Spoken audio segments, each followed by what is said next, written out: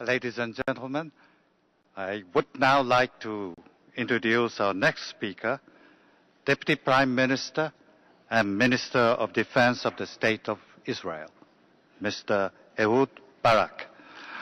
Mr. Minister.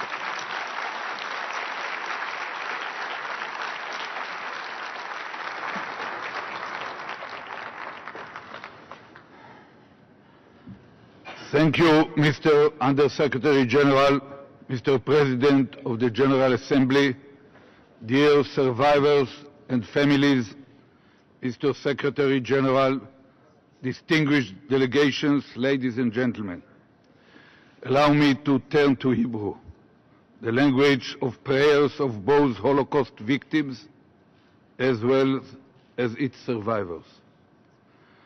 גבירותיי ורבותיי, Ladies and gentlemen, today we recognize the sacrifices and the heroics of the women in the Holocaust. During the war, 70 years ago, under the skies of Europe, occurred the most horrific of all crimes the New Age has seen.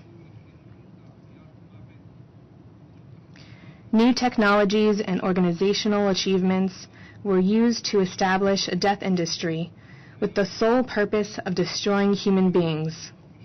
Mother and child, young and old, men and women, every last one of them, just because they were Jews.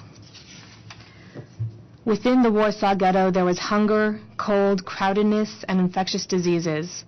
Approximately 350,000 Jews trying to survive hell while trying to maintain a community and the human spirit. Over and over, tens of thousands were rounded up to the Umschlagplatz Square, and from there to Treblinka. At the beginning of 1943, from Stavsky Street number 9, Rashka and Shmuel Godin were helplessly dragged to the square, and from there to their annihilation. Their oldest daughter, Elka, was saved. She was already in Palestine, the land of Israel, with a 1-year-old child. That child is me. Nearby in Mila Street number 18, the rage of the young members of the Zionist youth organizations increased. Tzivia Lubatkin said, when we gathered at the end of the great Aktzia, and from thousands of our friends and from the youth organizations, only hundreds were left, we were embarrassed to look at one another. We were ashamed that we were alive. That day was the day the seeds of uprising started and became the Warsaw Ghetto Uprising in April of 1943. At the center of it were 3 young commanders, Mordechai Analevitz, Antek Zuckerman, and Tzivia Lubatkin. Using very few weapons, handguns, and impoverished hand grenades, the young women and men fought for 3 weeks against the Gestapo. Time and time again, the Germans retreated from the ghetto until they burned it down entirely. Mordechai Analevitz was killed. Tzivia Lubatkin fought bravely beside her comrades, and from the burning ghetto, she led the remaining warriors through the and out of the walls.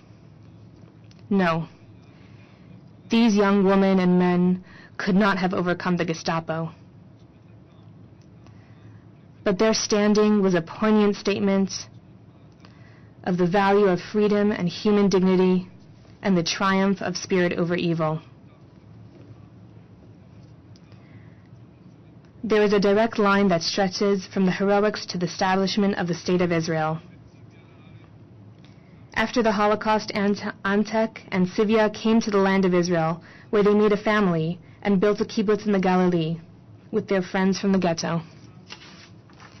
50 years later, about 10 years ago, as Prime Minister and Minister of Defense of Israel, I attended the ending ceremony of a pilot training course. Amongst the cadets, I saw a young woman marching in uniform. I asked what she was doing there, and I was told that she is a cadet in the fighter pilot's course and flies on an F-16. She is an ace, one of the best of her class. I asked where she is from and what is her name. And the answer came, she is from a kibbutz in the Galilee, Lochmei HaGetzatot, warriors of the ghetto. And her name is Roni Zuckerman, and she is going to be our first female fighter pilot in Israel. A chill went down my spine and does now again. Here in a nutshell is the story of Israel, from the Holocaust to rebirth, like the phoenix out of the ashes. Here I am the grandson of the helpless Rashka and Shmuel from Stavsky Street. Standing here is the Prime Minister and Minister of Defense of Israel, an independent state, strong, thriving, and peace-seeking. Before me stands Roni, the granddaughter of Tzivi Lubatkin and Antek Zuckerman, warriors of the ghetto, returning from a flight in her F-16 over the kibbutz that was built as a living monument to the warriors of the ghettos and the victims. Ladies and gentlemen, on this day, when we remember the 6 million victims, let us also remember 2 lessons. First, the Holocaust never again. And second, an independent, strong, thriving, and a peaceful state of Israel is the vengeance of the dead.